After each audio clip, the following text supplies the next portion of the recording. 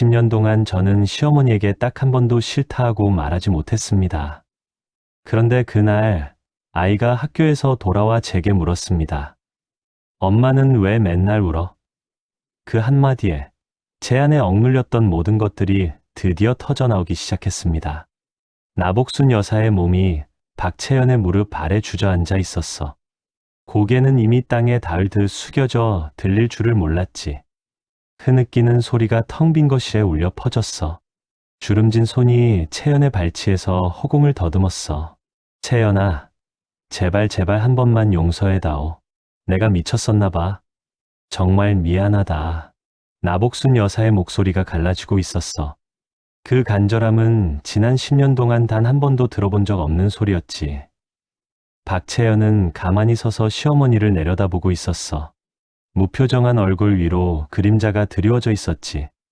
그 그림자는 10년의 세월을 고스란히 담고 있는 듯 했어. 채연의 입술이 아주 천천히 열렸어. 어머님, 제가 처사이를 잃었을 때 어머님은 제게 뭐라고 하셨죠? 채연의 목소리는 낮고 단호했어. 나복순 여사의 어깨가 크게 한번 들썩였어. 얼굴은 흑빛으로 변해 있었지. 제가 스트레스를 받아서 그렇다고 살림에 집중하라고 하셨잖아요. 채연의 말은 나복순 여사의 심장을 파고들었어. 나복순 여사는 아무 말도 못하고 떨리는 손으로 채연의 바짓가랑이를 잡으려 했어. 그러나 채연은 한 발짝 뒤로 물러섰어. 어머님은 그때도 제가 잘못했다고 하셨어요. 그때도 그 후로도 단 한 번도 어머님은 제게 사과하지 않으셨어요. 채연의 눈빛은 차갑고 고요했어. 나복순 여사는 어깨를 들썩이며 흐느끼기 시작했어. 내가 정말 미안하다 정말이야 하는 소리가 간신히 새어나왔지. 박채연은 시어머니의 일그러진 얼굴을 바라봤어. 그 얼굴에는 뒤늦은 후회와 함께 10년간 감춰져 있던 것들이 고스란히 드러나 있었어. 그 하루가 오기까지 박채연에겐 10년이 필요했다. 서랍 속 깊이 숨겨져 있던 낡은 노트가 세상 밖으로 나오기 직전의 날, 그녀는 식탁에 앉아 물끄러미 창밖을 바라보고 있었어. 따스한 오후 햇살이 식탁 위를 비추고 있었지만 그녀의 얼굴에는 미동도 없었지. 창밖 아이들의 웃음소리가 마치 다른 세상의 소리처럼 아득하게 들려왔어. 그녀의 손은 습관처럼 오래된 두꺼운 노트를 더듬고 있었어. 내 인생의 절반 가까이를 착한 며느리라는 가면을 쓰고 살았어. 그 가면 뒤에 숨겨진 나는 매일 밤 울었고 매일 아침 다시 웃는 얼굴을 해야 했지. 박채연의 하루는 새벽 6시에 시작되었어. 가족들의 아침 식사를 준비하고 남편과 딸이 나선 뒤에는 다시 집안을 정리하는 일과가 반복되는 거야. 창밖으로 햇살이 쏟아져 들어와도 그녀의 마음은 늘 흐린 날씨 같았어. 거실 바닥을 닦는 손길은 언제나 조심스러웠고 식탁 위 찻잔을 놓는 소리 하나에도 신경을 곤두세웠지. 혹시라도 시어머니 나복순 여사가 불편해할까봐 늘 조용히 움직이는 게 습관이 된 거였어. 어느 날 오후였어. 채연이 정성스레 장을 보고 돌아와 냉장고에 식재료를 정리하고 있는데 나복순 여사가 주방으로 들어섰어. 그녀의 시선은 채연이 막 사온 무청 시래기를 향했어. 채연아, 시래기는 그렇게 사오는 게 아니야. 시장통에 가면 직접 말린 거 좋은 게 얼마나 많은데. 내가 늘 말했지. 살림은 말이야. 똑똑하게 해야 한다고. 그렇게 돈을 허투루 쓰면 안 되는 거야. 나복순 여사는 부드러운 목소리로 그렇게 말했어. 하지만 채연의 귀에는 그 말이 예리한 바늘처럼 날아와 박히는 느낌이었어. 그녀는 고개를 숙이며 네, 어머님. 다음부터는 직접 말린 걸로 사올게요. 하고 작은 목소리로 답했어. 입술을 꾹 다문 채연의 어깨가 미세하게 떨리는 게 보였어. 나복순 여사는 채연의 대답에 만족한 듯 고개를 끄덕이며 거실로 돌아갔어. 채연은 식재료를 마저 정리하다가 몇 달 전 나복순 여사가 골다공증으로 입원했을 때가 떠올랐어. 남편은 해외 출장 중이었고 채연 혼자 병실을 지켰지. 병원 화장실 거울을 마주하고 서서 흐르는 물에 손을 씻는 척하며 한참을 고개 숙이고 있었어.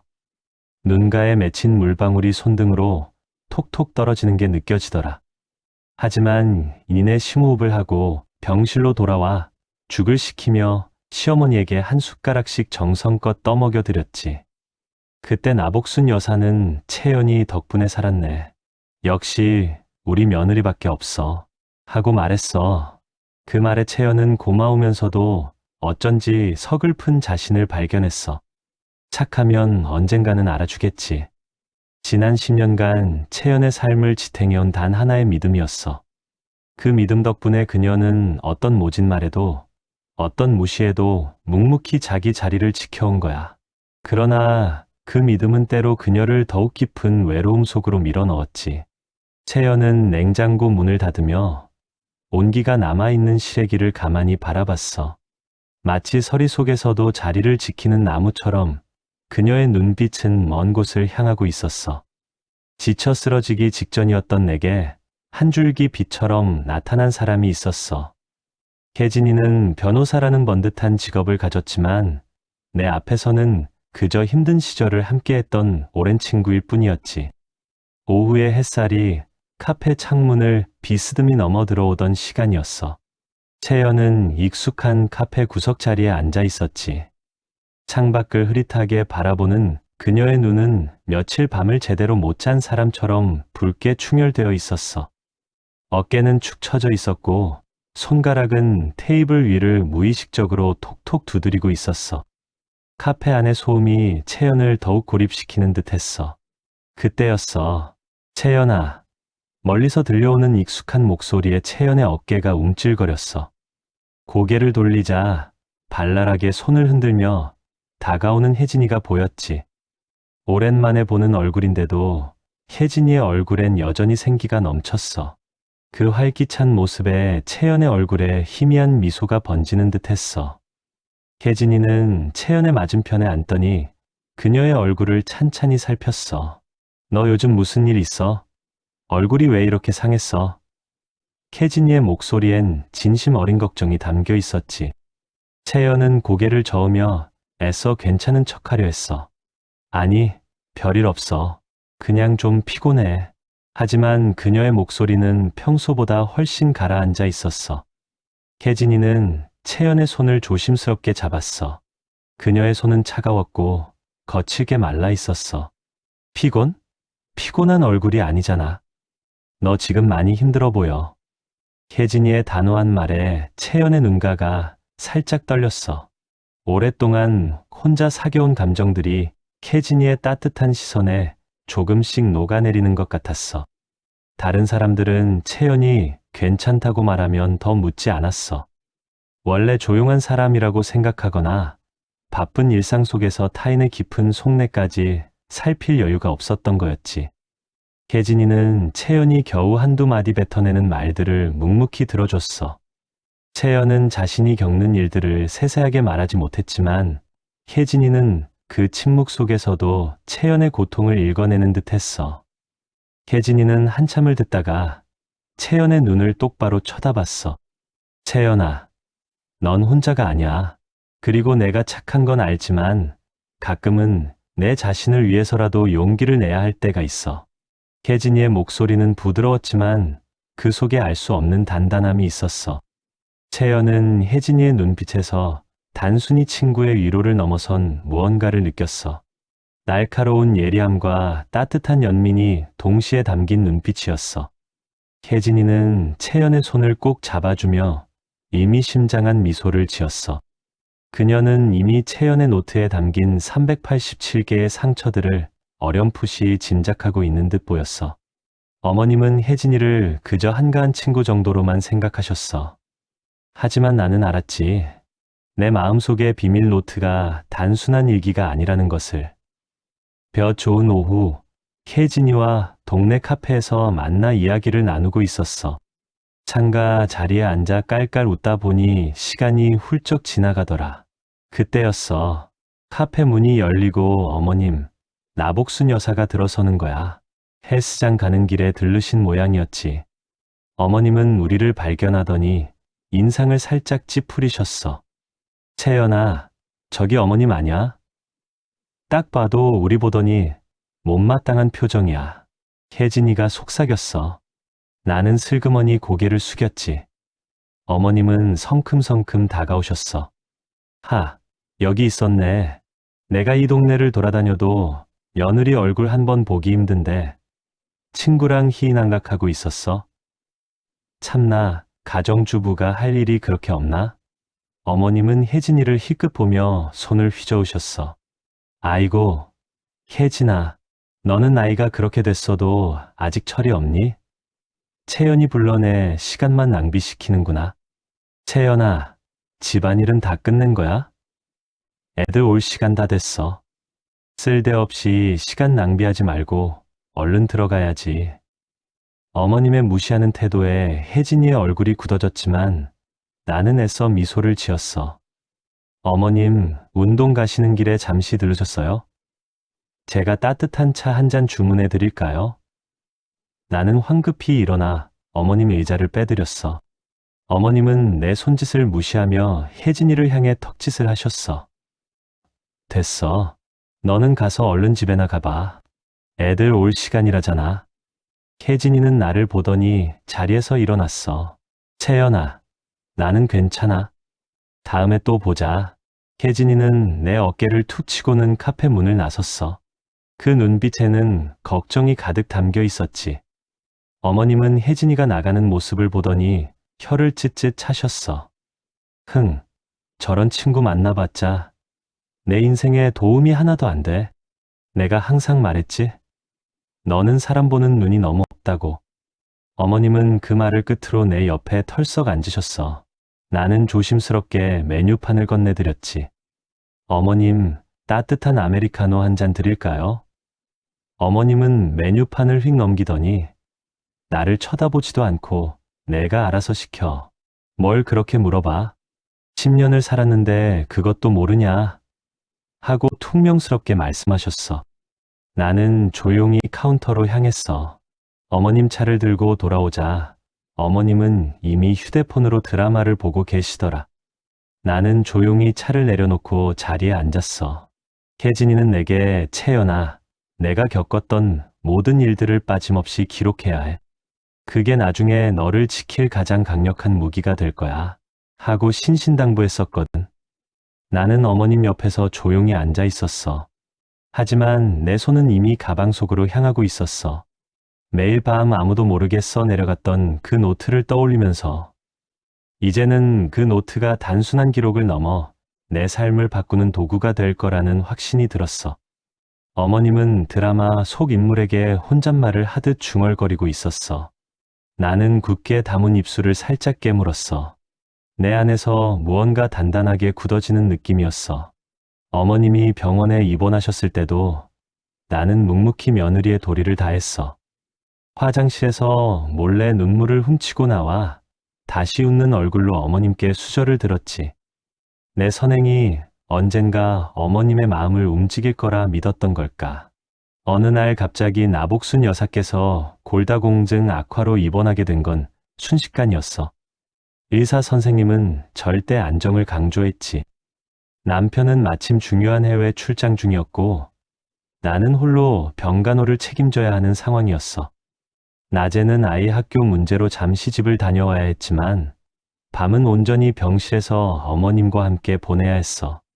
나는 낡은 간이 침대에 몸을 눕히며 내일 새벽부터 병원 식단 대신 어머님이 드실 죽을 끓여와야 한다는 생각을 했어. 어머님은 밤새 불편한 몸을 뒤척이시곤 했어. 그때마다 나는 잠결에도 일어나 어머님의 이불을 고쳐드리고 차가운 물수건으로 땀을 닦아드렸어. 새벽 5시, 아직 어둠이 채 가시지 않은 병실을 나와 차가운 병원 복도를 걸었어. 집으로 돌아와 쌀을 불리고 채소를 다듬으면서 끓어오르는 냄비 연기 너머로 내 어깨를 짓누르는 무게가 느껴졌어. 다시 병실로 돌아왔을 땐 어머님이 막 잠에서 깨어나신 참이었어. 나는 얼른 죽그릇을 내려놓고 따뜻한 수건으로 어머님의 얼굴과 손을 정성껏 닦아드렸어. 어머님은 퉁명스러운 목소리로 뭘 또 이렇게 유난을 떨어 하시면서도 내가 떠주는 죽을 말없이 받아드셨어. 나는 괜찮다며 웃었지만 사실 웃고 있는 내 얼굴 뒤로 눈물이 터져 나올 것 같았어. 그때마다 나는 핑계를 대고 잠시 병실을 빠져나왔어. 복도 끝 화장실 칸막이에 기대어 흐르는 눈물을 소리 없이 닦아냈지. 터져 나오는 울음을 꾹 참으려 입을 막고 어깨를 웅크렸어. 겨우 눈물을 멈추고 거울을 봤어. 퉁퉁 부은 눈과 붉어진 코를 보며 한숨을 쉬었지. 차가운 물로 세수를 하고 억지로 입꼬리를 올리며 미소를 연습했어. 병실 문을 열고 들어가려는 순간 복도 의자에 앉아있던 수아가 나를 올려다보고 있었어. 8살 아이의 눈에는 내가 화장실에서 나오자마자 어색하게 웃어 보이는 모습이 또렷하게 비쳤을 거야. 수아는 아무 말 없이 가만히 내 손을 잡았어. 그 작은 손의 온기가 얼어붙었던 내 마음을 녹이는 것만 같았어. 그리고는 아무것도 묻지 않고 다시 내 뒤를 따랐어. 나는 다시 밝은 얼굴로 어머님께 다가갔어. 어머님, 이제 약 드실 시간이에요. 나는 약과 물을 내밀며 활짝 웃었어. 그제야 어머님은 고개를 끄덕이며 약을 받아 드셨지. 그 모습을 지켜보던 수아의 눈빛이 어쩐지 평소와는 다르게 느껴졌어. 아이의 작은 눈동자에 비친 내 모습은 어떤 의미로 남게 될까? 내 첫 아이를 잃었던 그날, 어머님은 내게 가장 잔인한 비수를 꽂았어. 그 말은 내 노트의 첫 페이지를 장식했고 10년 상처의 시작이었지. 그날의 기억은 서랍 깊숙이 묻어둔 낡은 사진처럼 희미해졌다가도 문득문득 선명하게 떠오르곤 했어. 수아의 작은 그림자가 문턱을 넘어서는 순간 괜스레 코끝이 시큰해지더라. 어느 저녁 찬장 정리를 하다가 낡은 앨범 하나를 발견했어. 먼지 쌓인 앨범을 톡톡 털어내자 결혼 초 내 모습이 보였어. 풋풋하고 조금은 어색한 미소를 짓고 있는 나. 그 옆에는 아직 앳된 얼굴의 남편과 젊은 어머님이 서 있었어. 그 사진 속에는 마치 아무런 일도 없던 것처럼 모두가 행복하게 웃고 있었지. 한 장 한 장 넘기다 문득 손이 멈추는 페이지가 있었어. 아이를 잃기 전 부풀어 오르던 배를 만지며 찍었던 사진. 그때 나는 세상 모든 행복을 다 가진 듯했어. 하지만 그 행복은 한순간에 산산조각이 나버렸지. 10달을 품었던 생명이 채 빛을 보기도 전에 내 곁을 떠나던 날, 병원 침대에 힘없이 누워있던 내 귀에 어머님의 목소리가 박혔어. 차가운 병실 공기만큼이나 싸늘한 말이었지. 채연아, 내가 스트레스를 너무 받아서 그런 거야. 살림에 집중해. 그것은 단순한 말이 아니었어. 갓 태어날 아기를 잃은 비통함 속에서 내 심장을 찢는 비수였어. 아이를 잃은 슬픔보다 내 탓이라고 단정 짓는 그 말이 더 큰 상처로 다가왔어. 그날 나는 걷잡을 수 없는 절망에 빠져버렸어. 울음소리조차 내지 못하고 그저 입술만 깨물고 있었어. 어머님은 내가 얼마나 아팠는지, 그 말이 내게 어떤 의미였는지 조금도 헤아리지 못했어. 그저 며느리가 몸 관리를 못해서라는 생각뿐인 듯 보였어. 그날 이후 어머님의 모든 조언은 내게 상처가 되어 돌아왔어. 살림에만 집중하라는 말이 너는 아무것도 하지 마라는 명령처럼 들렸어. 그 말들은 내 노트 첫 페이지에 기록되었고 10년 동안 켜켜이 쌓여 387번째 상처까지 이어졌어. 나는 그 모든 것을 속으로 삼켰어. 그래, 내가 스트레스를 받아서 그랬을 거야.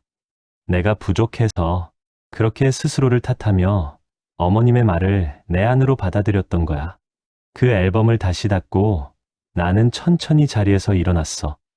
방금 전까지 평온했던 저녁 풍경이 어쩐지 낯설게만 느껴지더라.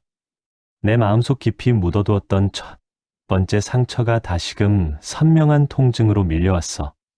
그리고 나는 알았어. 이 모든 것이 수면 위로 떠오를 날이 그리 멀지 않았다는 것을. 나는 내가 모욕당하는 것은 참을 수 있었어. 하지만 내 아이에게까지 그 독한 말이 향했을 때 내 안의 모든 것이 무너져 내리는 소리를 들었지. 거실은 한낮인데도 유난히 조용했어. 텔레비전 소리도 설거지 소리도 들리지 않는 고요함이었지.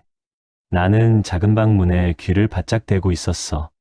방문이 살짝 열려 있었고 그 틈으로 복순 어머님의 목소리가 낮게 울려 나오고 있었어.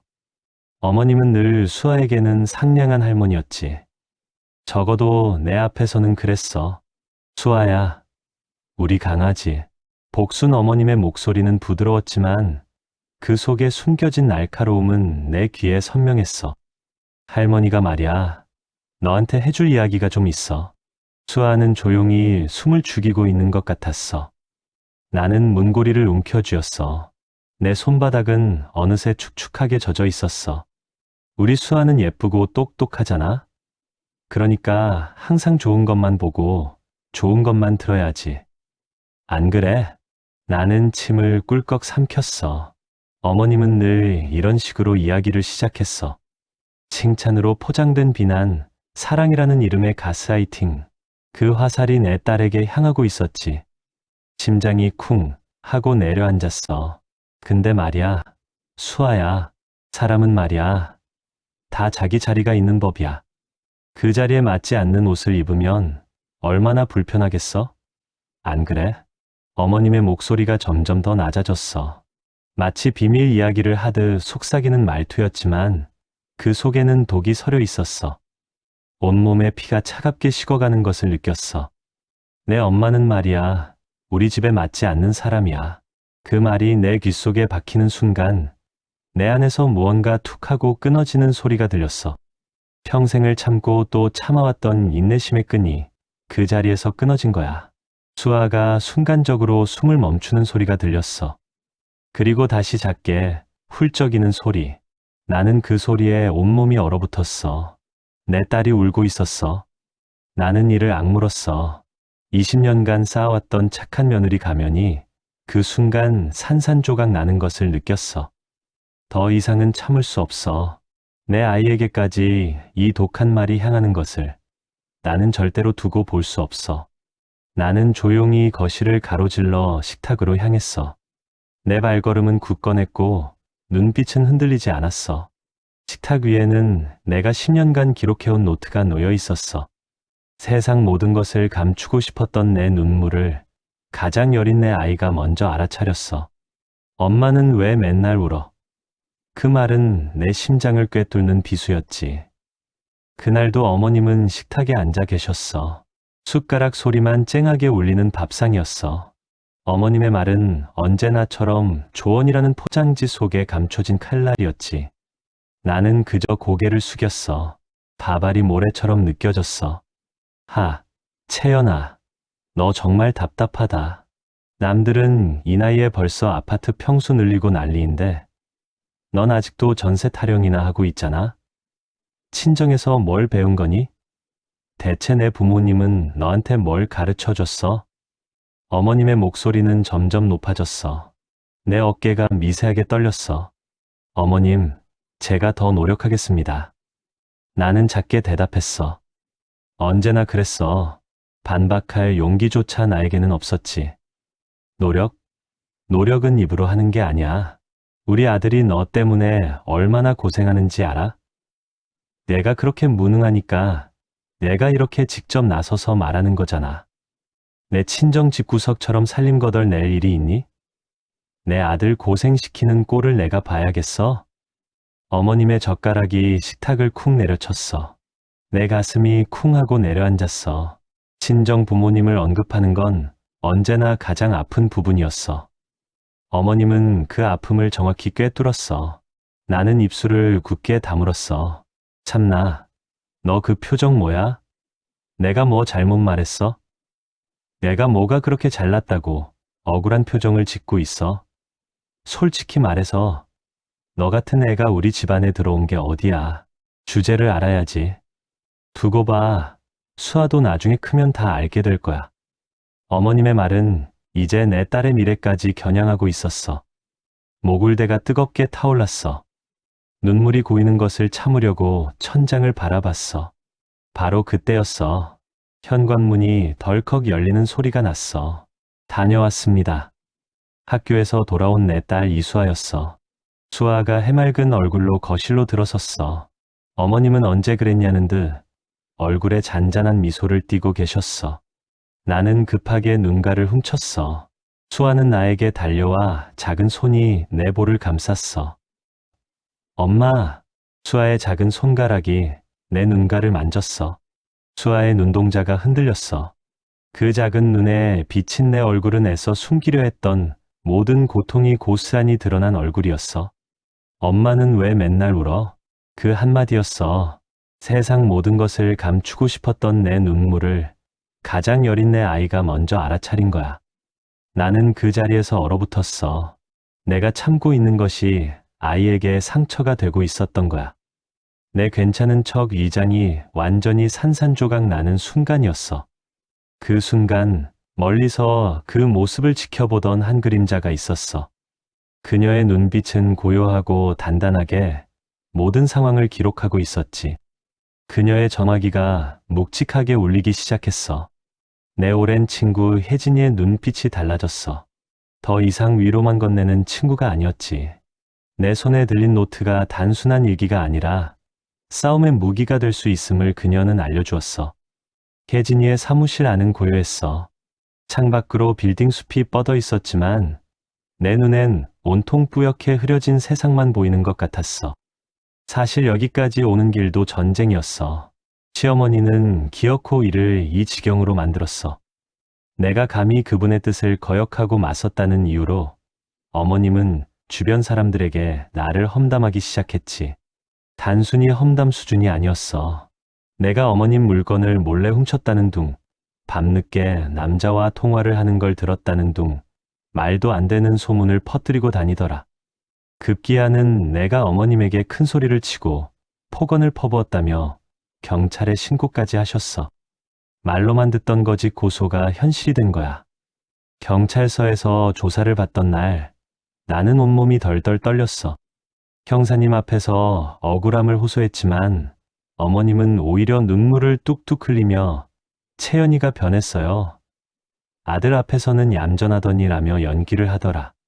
내 목소리는 낮고 떨렸어. 저는 제가 어머님께 감히 그런 적 없습니다. 아무도 내 말을 믿어주지 않는다는 느낌이 들었어. 세상에 혼자 남겨진 기분, 딱 그거였어. 벼랑 끝에 선 심정이 바로 나였어. 결국 나는 더 이상 물러설 곳이 없음을 느끼고 혜진이를 찾아갔어. 혜진이는 내 앞에 앉아 내 손에 들린 낡은 노트를 물끄러미 바라보고 있었어. 10년 동안 하루하루 겪었던 일들이 빼곡하게 적힌 노트였지. 혜진이는 한 장 한 장 넘기며 눈살을 찌푸리더라. 그녀의 표정은 점점 굳어졌어. 채연아, 혜진이의 목소리는 평소보다 훨씬 낮았어. 늘 나를 우리 채연이라 부르던 따스한 음성이 아니었어. 차갑고 날카로운 변호사의 목소리였지. 이거 진짜 버리지 마. 내가 지난 10년간 시어머니한테 당한 모든 언행을 날짜랑 함께 기록해 놓은 거잖아. 이거 보통 증거가 아니야. 나는 아무 말도 할 수 없었어. 혜진이의 눈빛은 이미 친구가 아니었어. 냉철한 법률 전문가의 시선으로 내 노트를 분석하고 있었지. 날짜, 시간, 구체적인 내용까지 다 적혀 있어. 심지어 내 감정 상태까지도. 이건 강력한 증거가 될 수 있어. 혜진이의 말 한마디 한마디가 내 심장을 관통하는 것 같았어. 내 노트가, 내 지난 세월의 눈물이 이렇게 무기가 될 수 있다는 사실이 낯설면서도 알 수 없는 뜨거운 분노가 치밀어 오르더라. 혜진이가 노트를 덮더니 나를 똑바로 쳐다봤어. 그녀의 눈빛은 결연했지. 지금부터는 달라져야 해, 채연아. 이건 내 삶의 문제거든. 그녀의 단호한 말에 나는 가슴이 저릿해지는 걸 느꼈어. 10년 만에 나는 처음으로 내 손에 쥐어진 것이 단순한 종이 뭉치가 아니라는 걸 깨달은 거야. 그것은 나를 구원할, 어쩌면 나를 파괴할 수도 있는 거대한 힘을 가진 불씨였어. 고요한 식탁 위, 내 손에 들린 노트 한 권이 놓였어. 겉보기엔 평범한 일기장이었지만 그 안에는 10년의 세월이 담겨 있었지.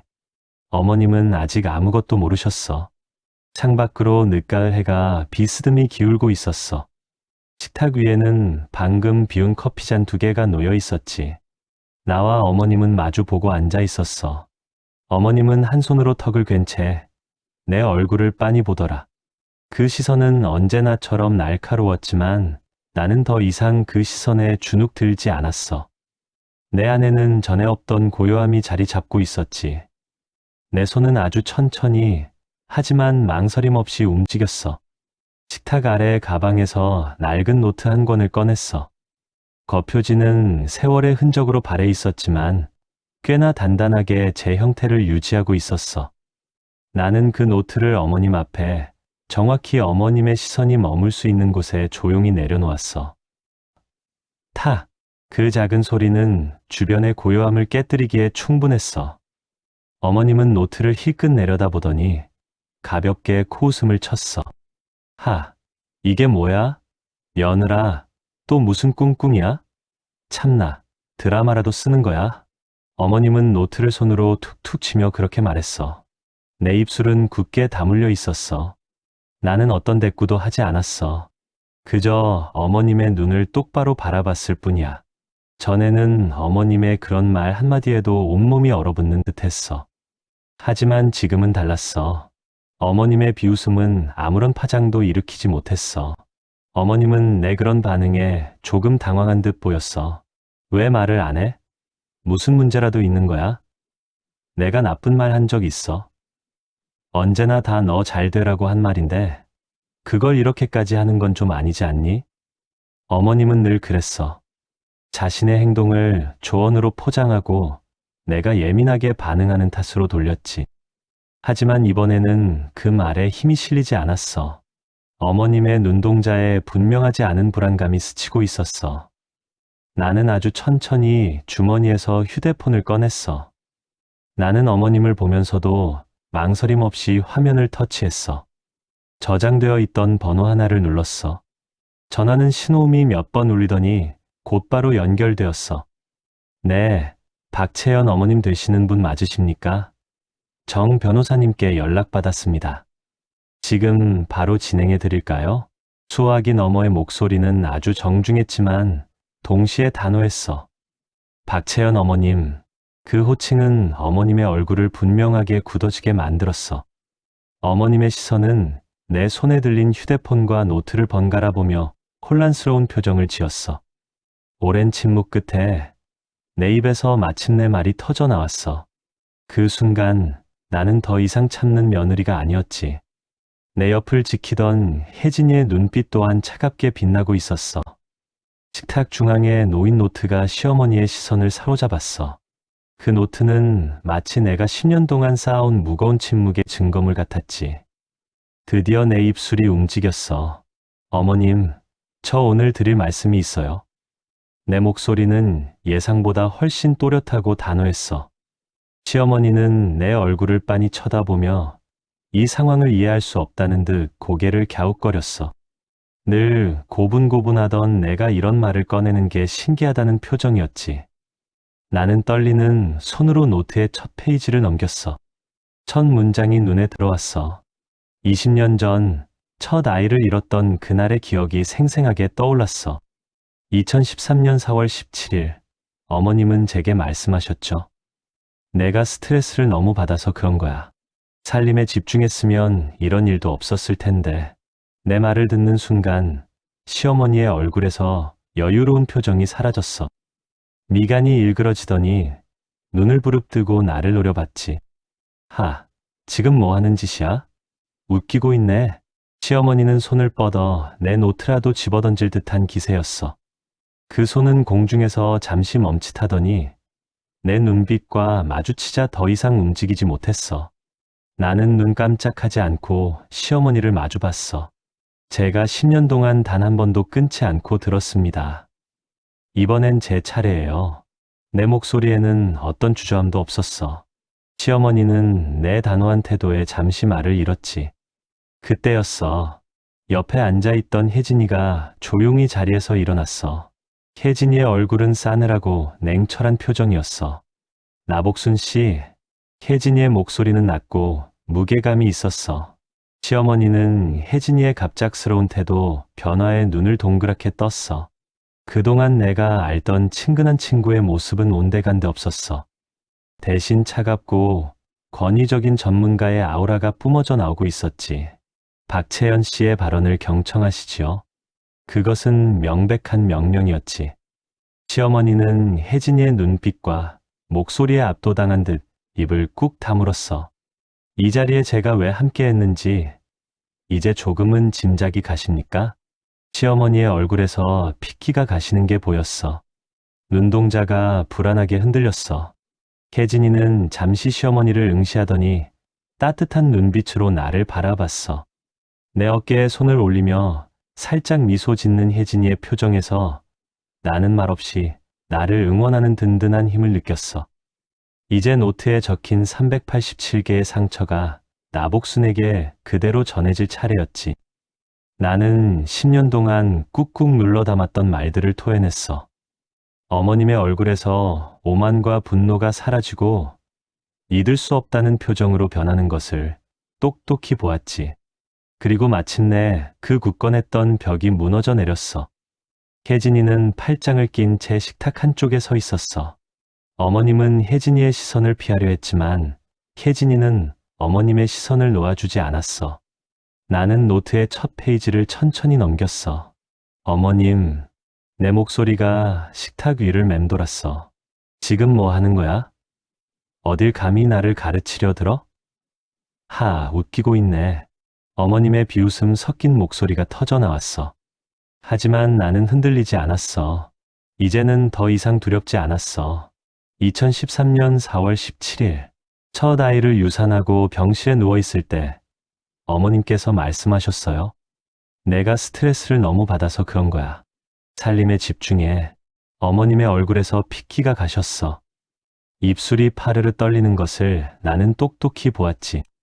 채연아, 너 지금 뭐 하는 거냐고. 그런 옛날 이야기를 지금 왜? 어머님이 말을 자르려 했어. 그때 혜진이의 싸늘한 목소리가 가로막았어. 그만하지. 모든 기록은 법적 증거가 될 수 있는 점 상기시켜 드리지.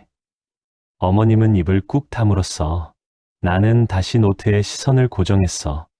2015년 11월 2일, 둘째 임신 소식을 전했을 때 어머님은 그렇게 몸 약한 애가 애는 왜 이렇게 잘 갖니라고 말씀하셨어요. 2017년 7월 19일, 아이가 열이 펄펄 끓어 밤새 간호하다가 잠시 잠이 들었을 때 어머님은 제게 게으른 며느리는 복도 없다라고 소리치셨어요. 내 목소리는 낮고 또렷했어. 어머님의 거친 숨소리가 들려왔어. 손가락이 미세하게 떨리는 것을 보았지. 나는 계속해서 상처들을 읽어내려갔어. 387개의 조각들이 어머님을 향해 날아가는 것만 같았어. 2020년 5월 1일, 어머님께서 골다공증으로 입원하셨을 때 남편이 출장 간 사이 제가 홀로 병실을 지켰어요. 밤새 어머님 옆에서 간병하고 다음 날 아침 화장실에서 혼자 울다 나와서 어머님께 밥을 떠먹여 드렸죠. 그때 어머님은 내가 나에게 해준 게 뭐 있다고 유세 떠니라고 하셨어요. 어머님의 표정은 유령을 본 듯 새하얗게 변했어. 눈동자가 초점을 잃고 흔들렸어. 입술이 몇 번인가 달싹였지만 아무런 소리도 나오지 않았어. 나는 노트에 적힌 마지막 문장을 읽었어. 그것은 어제 어머님이 내 딸에게 한 말이었어. 2023년 8월 15일, 어머님은 제 딸에게 내 엄마는 우리 집에 맞지 않는 사람이야 라고 말씀하셨어요. 그 순간 어머님의 무릎이 풀썩 꺾였어. 어머님은 그대로 식탁 아래로 주저앉았지. 눈에서 굵은 눈물이 뚝뚝 떨어지는 것을 보았어. 어머님은 식탁 모서리를 붙잡고 흐느꼈어. 넋 나간 목소리로 중얼거렸어. 내가 그랬어? 내가 그렇게까지 했어? 어머님의 목소리는 완전히 갈라져 있었어. 나는 노트에서 시선을 들어 어머님을 똑바로 바라봤어. 나는 단호하게 답했어. 네, 어머님, 그렇게 하셨어요. 어머님은 얼굴을 손으로 가린 채 오열했어. 이제 나는 어머님에게 더 이상 미련이 없었어. 나는 노트를 천천히 덮었어. 그리고 마지막 말을 건넸어. 내 목소리는 차분했지만 그 안에는 10년의 세월이 응축되어 있었지. 저는 어머님의 며느리이기 이전에 제 딸의 엄마입니다. 나는 그 말을 끝으로 조용히 자리에서 일어났어. 혜진이는 나를 따라 고개를 끄덕였고 나는 망설임 없이 현관을 향해 걸어갔어. 뒤에서 어머님의 흐느낌이 들려왔지만 나는 돌아보지 않았어. 내 발걸음은 더 이상 망설이지 않았지. 그날 이후 나의 세상은 완전히 달라졌어. 더 이상 가면을 쓰지 않고 내 딸 앞에서 당당하게 웃을 수 있게 되었지. 나는 이제 누구의 며느리가 아닌 내 딸의 엄마이자 박채연으로 살아가고 있어. 아침 햇살이 창문을 넘어 거실 가득 쏟아지더라. 전에는 이 햇살조차 내게는 무거운 짐처럼 느껴지곤 했지. 늘 어딘가에 죄지은 사람처럼 고개를 숙이고 밝은 빛을 피하려던 내가 문득 거울 속 나 자신을 바라봤어. 입꼬리가 자연스럽게 올라가 있는 걸 보면서 나도 모르게 가슴이 뜨거워지더라. 수아는 더 이상 방문 너머에서 엄마의 흐느낌을 듣는 일이 없었어. 대신 아침마다 콧노래를 흥얼거리는 내 목소리를 들었지.